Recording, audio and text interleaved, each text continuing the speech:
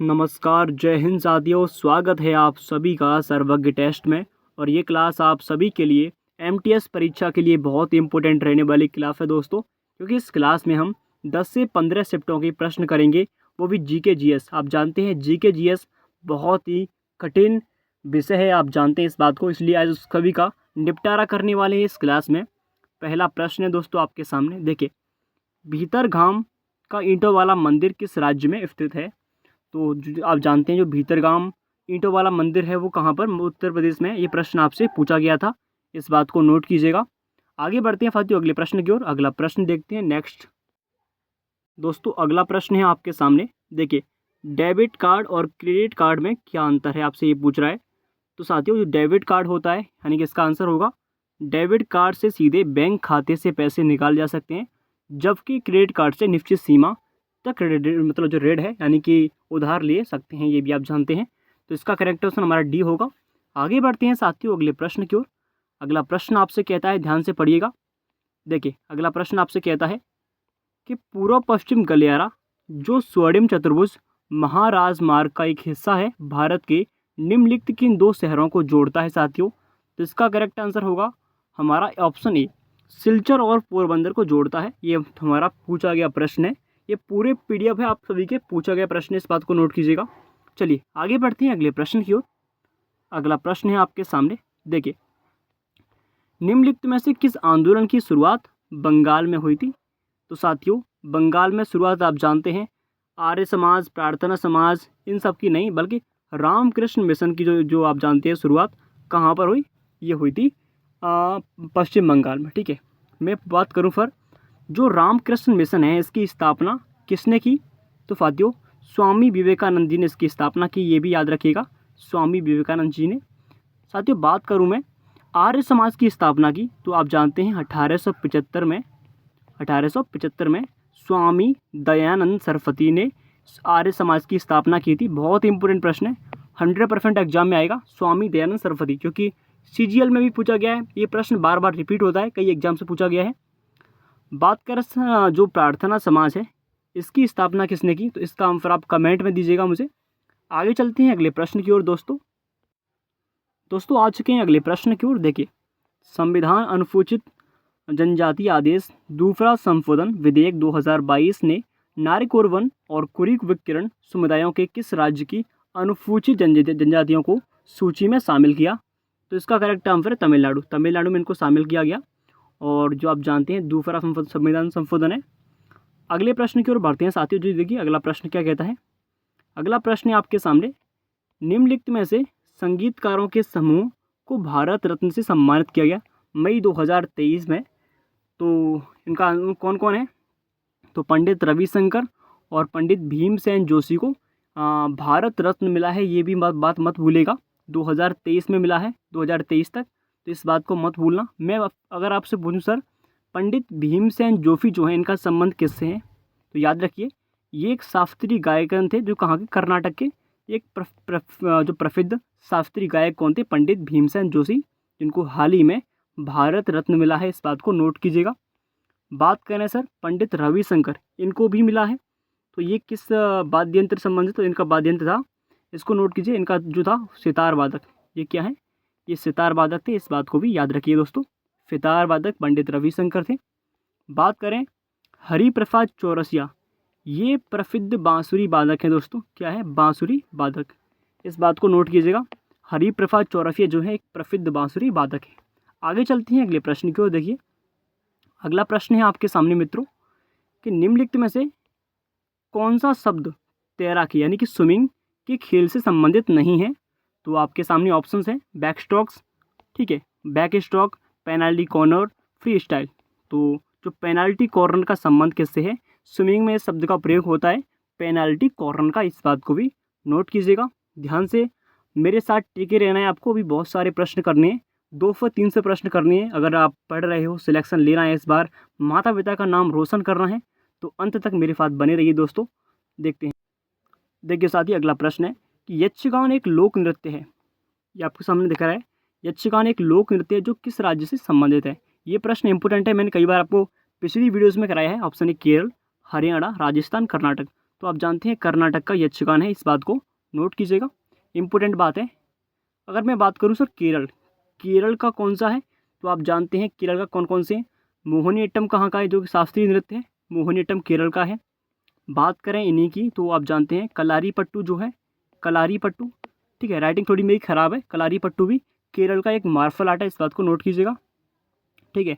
बात करें फिर राजस्थान की, तो घूमर कहाँ का, राजस्थान का बहुत इंपॉर्टेंट फेस्टिवल है, घूमर है, कालबेलिया है, कई बहुत सारे हैं। अगर आप चाहते हैं तो हमारे चैनल को सब्सक्राइब कर लीजिए, जिससे कि बहुत सारी वीडियो बनाता हूँ मैं, और ध्यान से पढ़िएगा। देखिए अगला प्रश्न है आपके सामने कि भारतीय संविधान का अनुच्छेद 149 संबंधित है, किससे संबंधित दोस्तों, तो आप जानते हैं जो आर्टिकल 149 में क्या आता है, भारत के जो नियंत्रक एवं महालेखक परीक्षक जो हैं इसके कर्तव्य एवं शक्तियाँ हैं। बात करें आर्टिकल 148 में, तो इसमें हमारे क्या आते हैं, इसमें हमारे जो आते हैं comptroller attorney general of India, यानी कि यही ये हिंदी में कहते हैं नियंत्रक महालेखा परीक्षक, जो कंप्ट्रोलर उसको बोलते हैं, हिंदी में बोलते हैं, ठीक है, इस बात को याद रखिएगा। आगे बढ़ते हैं साथियों, अगला प्रश्न है आपके सामने, ये रहा आपके सामने प्रश्न, देखिए अब इसका आंसर दीजिएगा। निम्नलिखित में से किस राज्य ने फीफा अंडर 17 महिला विश्व कप 2022 कप के मैच में आयोजित नहीं किए गए थे, तो गुजरात को इसमें शामिल नहीं किया गया था, इस बात को नोट कीजिएगा दोस्तों। चलिए आगे बढ़ते हैं अगले प्रश्न की ओर। आशा है कि प्रत्येक प्रश्न को समझ रहे होंगे। अगर आपको क्लास पसंद आ रही हो तो प्लीज़ हमारी मेहनत के लिए सब्सक्राइब जरूर कर दीजिएगा। देखिए अगला प्रश्न है कि नील नदी का पानी किस में गिरता है, तो साथियों भूमध्य सागर में नील नदी का पानी गिरता है। आपको वर्ल्ड जियोग्राफी पढ़नी है, यानी कि विश्व का भूगोल भी पढ़ना है, इस बात को याद रखना है, हर चीज़ को पूछता है एग्जामिनर। तो आगे बढ़ते हैं अगले प्रश्न की ओर। दोस्तों अगला प्रश्न है आपके सामने, देखिए सिख साहित्य के अनुसार गुरु नानक देव की जयंती भारतीय चंद्र मास की पूर्णिमा के दिन मनाई जाती है, किस दिन के, तो ये आप जानते हैं, तो कार्तिक दिन के दौरान गुरु नानक देव की जयंती मनाते हैं और चंद्रमास के महीने में। अब आप कहोगे सर गुरु नानक कौन है, तो ये सिख धर्म के प्रसिद्ध गुरु थे, गुरु नानक, सिख धर्म के, यह भी याद रखना है, ठीक है। तो आगे चलते हैं मित्रों, अगला प्रश्न है आपके सामने दोस्तों, देखिए प्रश्न नंबर 13, निम्नलिखित में से किस संस्थान में स्थापना GMG रानाडे और GV जोश के द्वारा की गई थी, तो आप जानते हैं पूर्व सार्वजनिक सभा जो है इसकी स्थापना MG रानाडे और GV जोशी के द्वारा की गई थी।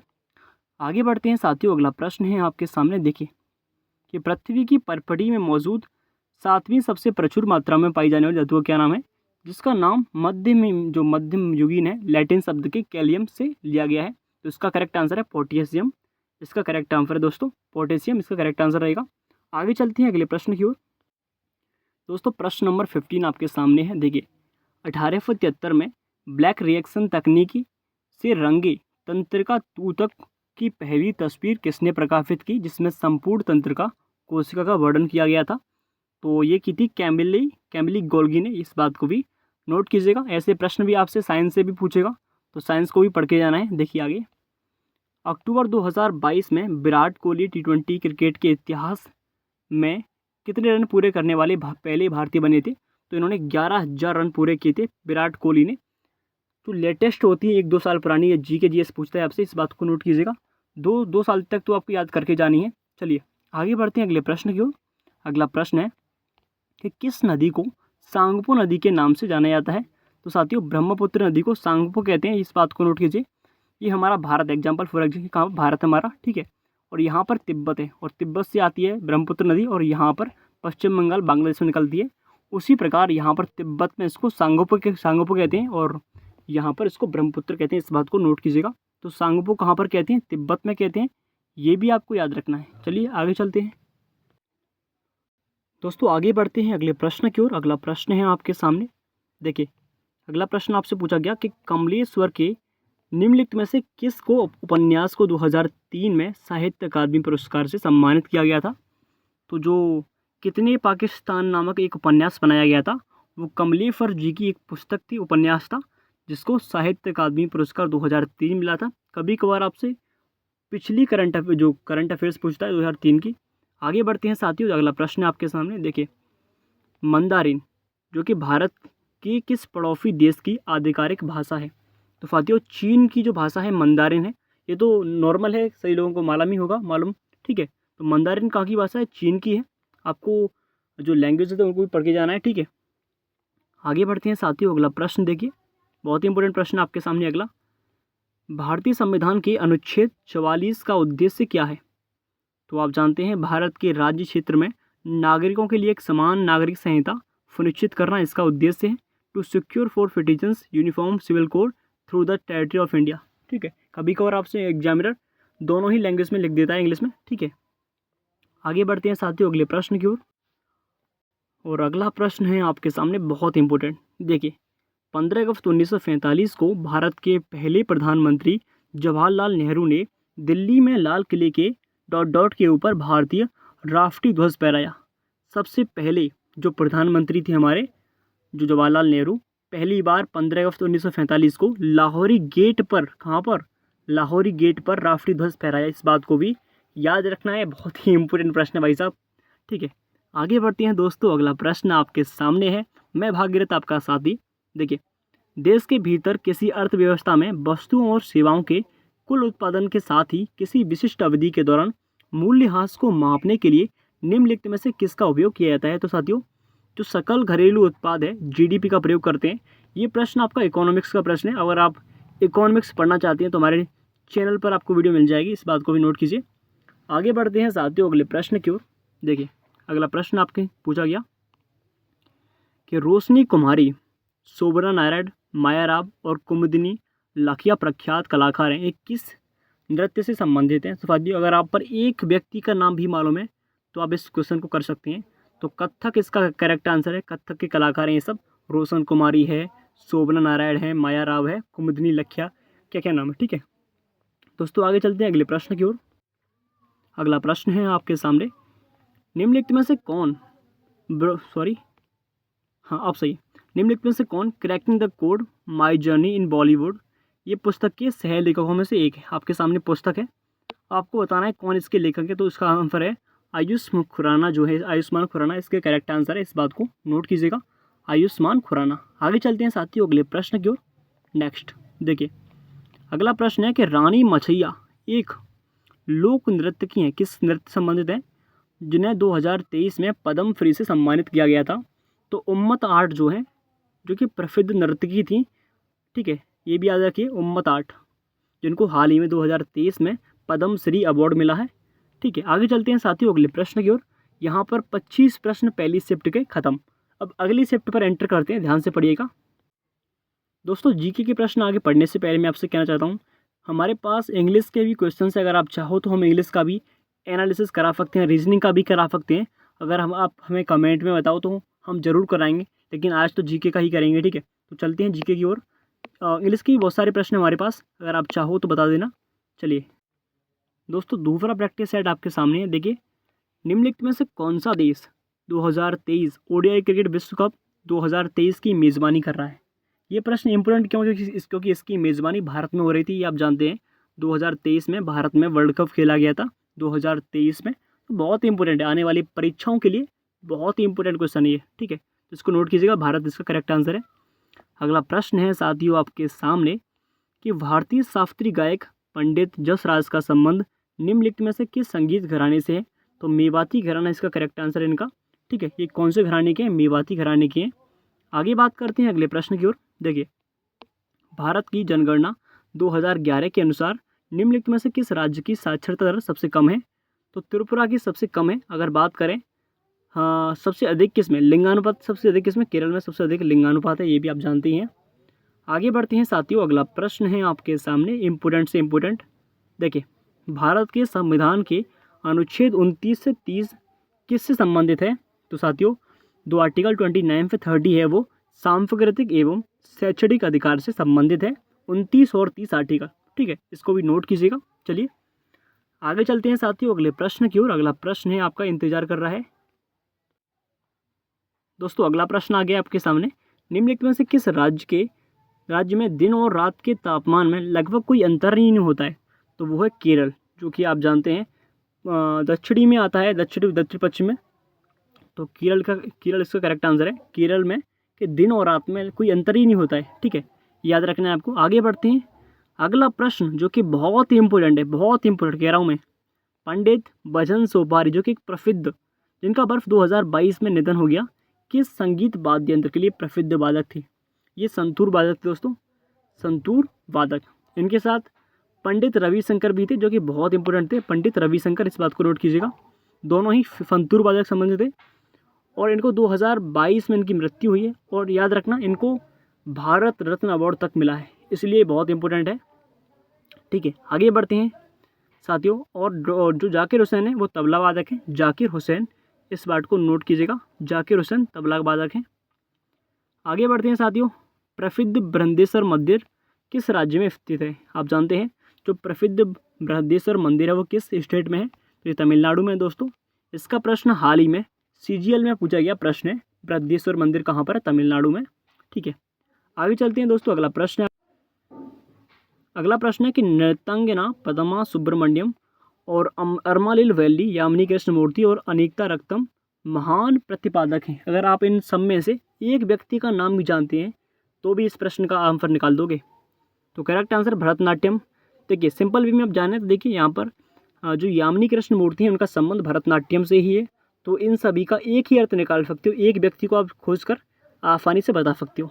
ठीक है, आगे बढ़ते हैं दोस्तों। अगला प्रश्न कि भारत के संविधान के अनुच्छेद 129 के बारे में निम्नलिखित में से कौन सा कथन सही है? दोस्तों, यह सर्वोच्च न्यायालय की अभिलेख न्यायालय होने का प्रावधान करता है। तो इसका आंसर हमारा बी करेक्ट है। ठीक है, आगे बढ़ते हैं अगले प्रश्न की ओर।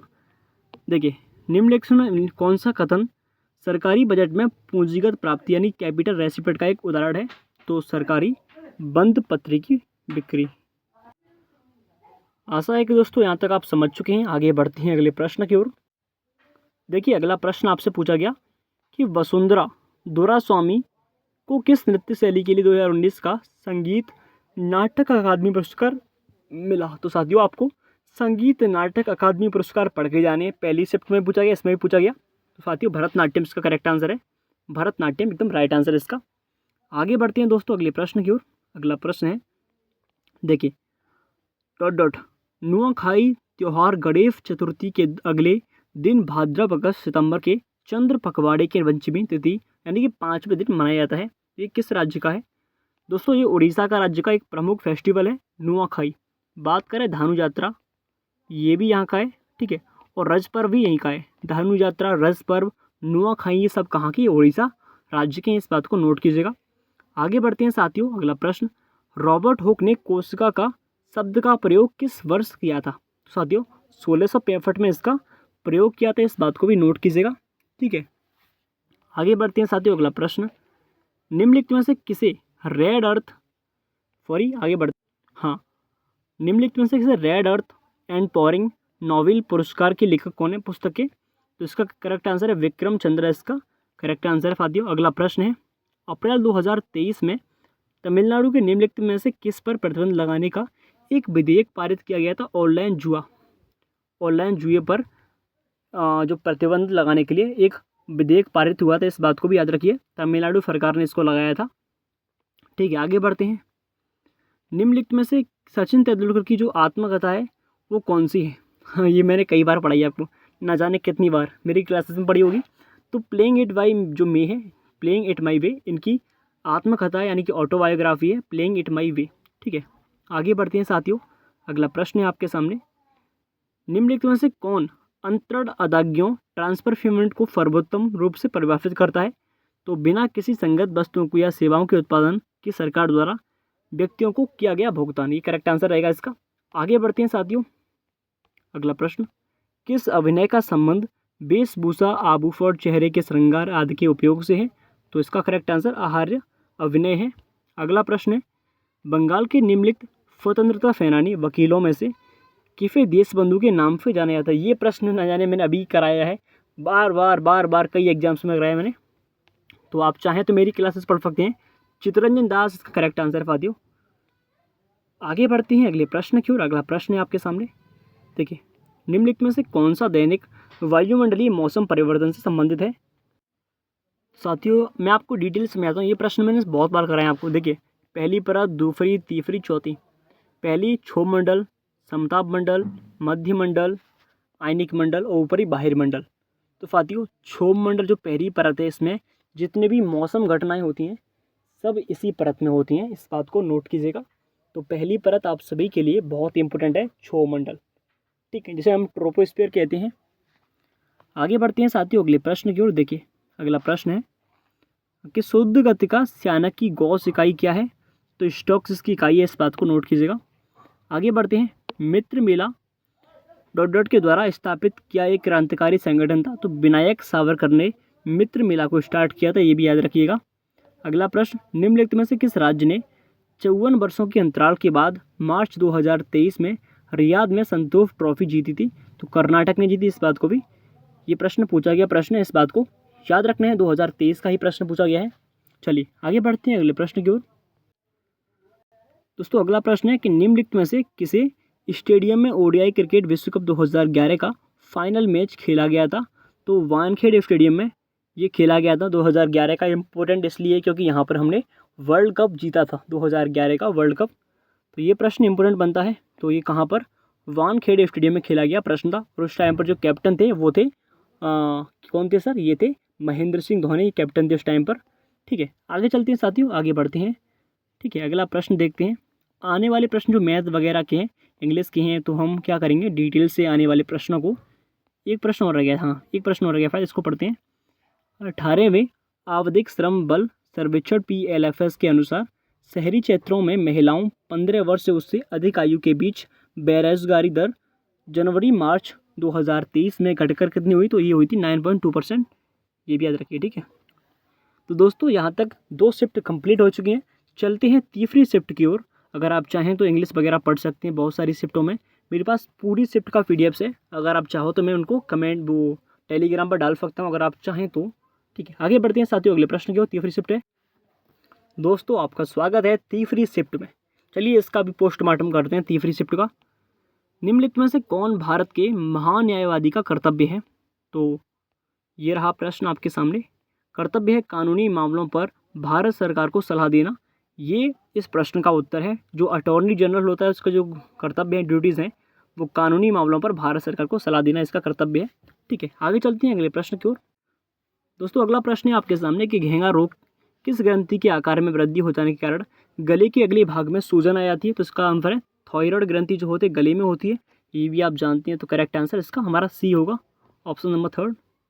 अगले प्रश्न जो चलते हैं, जो कि बहुत इंपॉर्टेंट प्रश्न है। निम्नलिखित में से कौन कथक केंद्र के निदेशक थे और उन्होंने कलाश्रम नाम से अपना स्वयं का नृत्य विद्यालय भी शुरू किया था?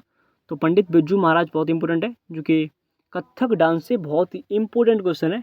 उत्तर प्रदेश का शास्त्रीय नृत्य जो क्लासिकल डांस है उसके प्रमुख थे पंडित बिरजू महाराज। ठीक है, आगे चलते हैं। अगला प्रश्न है कि झारखंड में मवेशियों के सम्मान में दिवाली के तुरंत बाद अमावस्या के अगले दिन कौन सा होता है? तो ये होता है सोहरप्पा, सोहराय इसका करेक्ट आंसर है साथियों। आगे बढ़ते हैं अगले प्रश्न की ओर। दोस्तों अगला प्रश्न है कि भारत सरकार की दीन दयाल उपाध्याय ग्रामीण कौशल योजना, जिसे DDU-GKY बोलते हैं, इस योजना के अंतर्गत जनसंख्या का कौन सा आयु वर्ग शामिल है? तो इसका 15 से 35 वर्ष तक के लोग इसमें शामिल होते हैं, ये भी याद रखिएगा। अगला प्रश्न है, देखिए 2023 का IPL फाइनल मैच निम्नलिखित में से किस शहर में आयोजित किया गया था? जो प्रश्न इम्पोर्टेंट होता है उसको ही पूछता है। फाइनल मैच किसे ऑरेंज कैप, किसको final match of the year मिला है, ऐसी चीज़ पूछता है। ठीक है, तो जो अहमदाबाद में इसका, जो गुजरात के अहमदाबाद में इसका फाइनल मैच हुआ था IPL 2023 का, ये भी याद रखिएगा। चलिए आगे बढ़ते हैं। अगला प्रश्न है कि भारत के निम्नलिखित में से किस राज्य में गर्मी के मौसम में लू हवा नहीं चलती है? तो साथियों, तो इसका करेक्ट आंसर रहेगा गोवा। गोवा में आप जानते हैं, गोवा वाले बीच पर ठंडी ठंडी हवा चलती है, वहाँ पर समुद्र है, तो काहे गर्मी चलेगी भाई, ठंडी हवा चलेगी ना, तो लू क्यों चलेगी। चलिए आगे बढ़ते हैं कि बजट घाटा क्या है, ये प्रश्न आपके सामने कि बजट घाटा क्या है सर? तो राजस्व पर सरकार की जो व्यय की अधिकता है उसको हम बजट घाटा कहते हैं, इसको भी नोट करना है दोस्तों। आगे बढ़ते हैं, अगला प्रश्न है आपके सामने। देखिए, किस भारतीय संगीतकार ने 1994 में रायकुटर के साथ a meeting by the river के लिए ग्रैमी अवार्ड जीता? तो इसका करेक्ट आंसर है विश्व मोहन भट्टन ने इस अवार्ड को जीता। चलिए आगे बढ़ते हैं, अगला प्रश्न है किस नृत्य के ठीक शुरू हो जाने से पहले सेवा कली नामक एक अभ्यास सत्र किया गया था, जो कि एक मंदिर के परिसर में किया गया था? तो ये किस नृत्य से संबंधित है फाती, तो इसका आंसर है कथकली। कथकली कहाँ का? केरल का एक इम्पोर्टेंट फेस्टिवल है, फॉर डांस है, इस बात को नोट कीजिएगा। चलिए आगे बढ़ते हैं। अब आप कहोगे सर जीएस में साइंस कहाँ से आती है? साइंस याद रखिएगा। यदि एक ईंट पर 7 न्यूटन का बल लगाया जाए तो वह 5 मीटर से अधिक गति करती है, तो किया गया कार्य कितना होगा? 4.35 जूल है। इसको मैं अभी 35 जूल है। इसके लिए सूत्र होता है, ठीक है, F बराबर ma। अगर आप चाहो तो अभी इसको लौटा दूँ मैं, F बराबर ma, ठीक है। m द्रव्यमान होता है यानी मास, a यानी कि एक्सेलरेशन त्वरण होता है। F बराबर मास कितना है यानी कि बल द्रव्यमान कितना है? 7 न्यूटन बल, तो 7 गुणा एक कितना है? 5, तो 7 35 हो गया, तो 35 जूल होगा, ठीक है। और आप जानते हैं और जो बल का मात्रक जूल होता है, सिंपल है यार, इसको कर ही लोगे आप। आगे बढ़ते हैं अगले प्रश्न की। देखिए अगला प्रश्न है कि राजस्व व्यय क्या है?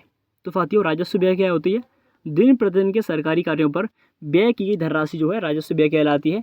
जितने खर्चे होते हैं सरकार द्वारा उसको राजस्व व्यय कहते हैं, ये भी याद रखिएगा। चलिए अगला प्रश्न इंतजार कर रहा है आपका। देखिए पवित्र पर्वत कैलाश भारत के किस पड़ोसी देश में स्थित है?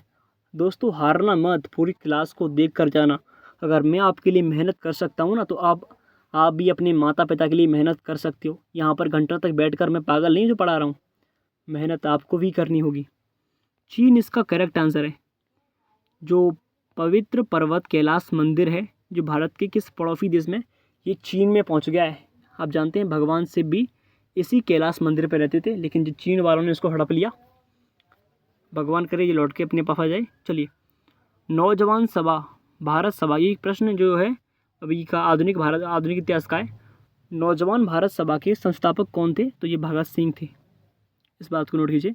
अगर मैं बात करूं भगत सिंह को 23 मार्च 1931 को इनको फांसी होती है। भगत सिंह 3 लोग थे, भगत सिंह, राजगुरु, सुखदेव, इन तीनों को फांसी होती है बेचारों को, और ये हमारे देश के महान वीर शहीद थे। आगे बढ़ते हैं। देखिए माई स्टोरी किस महिला की आत्मकथा है? तो ये कमला दास की है, ये भी याद रखिए। कमला दास की जो है माई स्टोरी नामक ऑटोबायोग्राफी है, जो कि बहुत इंपॉर्टेंट प्रश्न है। चलिए आगे बढ़ते हैं दोस्तों। अगला प्रश्न है आपके सामने। नेक्स्ट अगला प्रश्न आ चुका है, ऑप्शन है निम्नलिखित में से कौन सा मौलिक कर्तव्यों के अंतर्गत नहीं आता?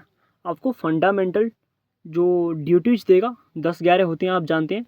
उनमें से एक आपसे नहीं पूछेगा। राष्ट्रगान का सम्मान करना भी होता है, कर का भुगतान करना नहीं होता है, सद्भाव को बढ़ावा देना, वैज्ञानिक दृष्टिकोण विकसित करना, ये भी सब होते हैं, लेकिन कर को भुगतान नहीं करना है आपको।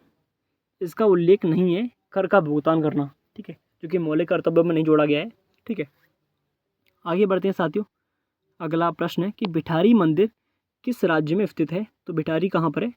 ये उत्तर प्रदेश में है। ऐसे भी प्रश्न आपसे पूछता है कि भिठारी जो टेम्पल है वो कहाँ पर है? ये उत्तर प्रदेश का एक प्रसिद्ध टेम्पल है दोस्तों, इसको भी याद रखना है। चलिए आगे चलते हैं अगले प्रश्न की ओर। थोड़ी सी मैं जो ब्राइटनेस कम करता हूँ उसकी, सॉरी। देखिए आगे बढ़ते हैं। अगला प्रश्न है कि डॉट डॉट की सिद्धियों की संस्कृति विरासत लगभग 300 वर्ष पुरानी है और उनका सिद्धि धमाल नृत्य एक उत्कृष्ट कला शैली है। तो साथियों कहाँ का? ये गुजरात का प्रमुख है, इस बात को नोट कीजिए, कहाँ का? गुजरात का है। चलिए आगे बढ़ते हैं। अगला प्रश्न है दोस्तों, अभी बहुत सारे प्रश्न बाकी है, जाना मत, अगर वास्तव में पढ़ रहे हैं तो जाना मत। देखिए अगला प्रश्न है कि निम्नलिखित में से किस स्थान पर मानसून के मौसम के दौरान सबसे कम वर्षा होती है? तो लेह, लद्दाख के लेह में सबसे कम होती है। अगर बात करें सब सर्वाधिक कहाँ पर होती है, तो मेघालय जो है, मेघालय के माफिनराम में सर्वाधिक बारिश होती है, ये भी नोट कीजिएगा, माफिनराम। आगे बढ़ते हैं। अगला प्रश्न, निम्नलिखित में से किस संस्था ने खेलो इंडिया यूनिवर्सिटी गेम्स के तीसरे संस्करण में अधिकतम पदक जीते? तो पंजाब यूनिवर्सिटी ने सर्वाधिक पदक जीते, इस बात को भी याद रखिए। खेलो इंडिया यूनिवर्सिटी गेम्स जो है इसमें पंजाब यूनिवर्सिटी फर्स्ट स्थान पर थी, ठीक है। आगे बढ़ते हैं दोस्तों। अगला प्रश्न, अखिल भारतीय मुस्लिम लीग ने किस वर्ष देश के उत्तर पश्चिमी और पूर्वी क्षेत्रों में मुसलमानों के लिए स्वतंत्र राज्य की मांग का प्रस्ताव पेश किया? तो ये 1940 में जो मुस्लिम लोग थे उन्होंने अपना अलग पाकिस्तान बनाने की घोषणा की थी, यानी कि मांग की थी, इस बात को नोट कीजिएगा। चलिए आगे बढ़ते हैं साथियों। अगला दोस्तों अगला प्रश्न है, निम्नलिखित में से कौन सा उपन्यास मुल्क राज आनंद द्वारा नहीं लिखा गया है? तो द गाइड जो है इनके द्वारा नहीं लिखा गया है, बाकी के तीनों इन्हीं के हैं। कुली है, the private life of an Indian press, the sword of and the sickle. ठीक है, आगे बढ़ते हैं। अगला खेल, सुमन गिल अपने खेल में रिकॉर्ड बनाने की वजह से चर्चा में थे। वो कौन से खेल खेलते हैं? तो ये कौन नहीं जानता, क्रिकेट खेलते हैं सुमन गिल। ठीक है, आगे बढ़ते हैं। निम्नलिखित में से कौन एक विश्व प्रसिद्ध फितार वादक थे? तो फितार वादक कौन नहीं जानता भाई साहब, मैंने बात की इनके बारे में। इनको भारत रत्न मिला है, पंडित रविशंकर को भारत रत्न मिला है। साथियों, बात करें अगले प्रश्न की, देखिए अगर चलते हैं दोस्तों, ये जो लास्ट प्रश्न है शिफ्ट का, देखिए वन्य जीव संरक्षण संशोधन अधिनियम 2022 वन्य जीवों और वनस्पतियों की लुप्तप्राय जनजातियों में से अंतर्राष्ट्रीय व्यापार पर कन्वेंशन, ठीक है, को लागू करने का प्रयास करता है। सेट्स के संबंध में इनमें कौन सा कथन सही है? तो जो 1, 2, 1, 3, 4 जो है इसका करेक्ट आंसर है। अगर आप चाहो इनको पढ़ सकते हैं, ये इतना समय नहीं कि मैं इनको आपको पढ़ के सुनाऊँ, बहुत सारी शिफ्ट कराना बाकी है। ठीक है, चलिए आगे चलते हैं। इन सभी को पढ़ लेना, 1 को, 3 को, 4 को। चलिए आगे बढ़ते हैं अगली शिफ्ट की ओर। अगला शिफ्ट क्या कहता है आपसे? यहाँ पर इंग्लिश के प्रश्न भी हैं, अगर आप चाहें तो इंग्लिश को भी पढ़ा सकता हूँ मैं, कोई बड़ी बात नहीं, इंग्लिश को भी मैं पढ़ाता हूँ। चलिए आगे चलते हैं दोस्तों। शिफ्ट नंबर 4 में आप सभी का स्वागत है। दिए गए विकल्पों में से कौन सा विकल्प प्रतिध्वनि उत्पन्न करता है? तो फतियों, जब ध्वनि परावृत्त होती है तब ये क्या करता है? ये ध्वनि उत्पन्न करता है, प्रतिध्वनि। ठीक है, आगे बढ़ते हैं। अगला प्रश्न है, गैट सोरा ने arena junior international badminton championship जीती, वो किस राज्य में है, किस राज्य से संबंधित है? तो ये अरुणाचल प्रदेश के हैं, एरेना जूनियर, जो कि इंटरनेशनल बैडमिंटन चैंपियनशिप बने थे। ठीक है, आगे बढ़ते हैं अगले प्रश्न की ओर। देखिए अगला प्रश्न है कि कालिदास सम्मान ... की सरकार द्वारा प्रतिवर्ष प्रदान किया जाने वाला एक प्रतिष्ठित कला पुरस्कार है। तो ये मध्य प्रदेश सरकार इसको देती है, ये भी याद रखना है आपको। ठीक है, मध्य प्रदेश सरकार इसको देती है, जो कि कालिदास सम्मान है इसको। आगे बढ़ते हैं। निम्नलिखित में से कौन सी मुद्रा की विशेषता नहीं है? तो साथियों, जो नश्वरता है इसका करेक्ट आंसर रहेगा, ये इसकी मुद्रा नहीं है, विशेषता नहीं है। आगे बढ़ते हैं अगला प्रश्न। निम्नलिखित में से कौन सा राज्य 37वें राष्ट्रीय खेलों की मेज़बानी करेगा? तो गोवा इसकी मेज़बानी करने वाला है, इस बात को नोट कीजिएगा साथी।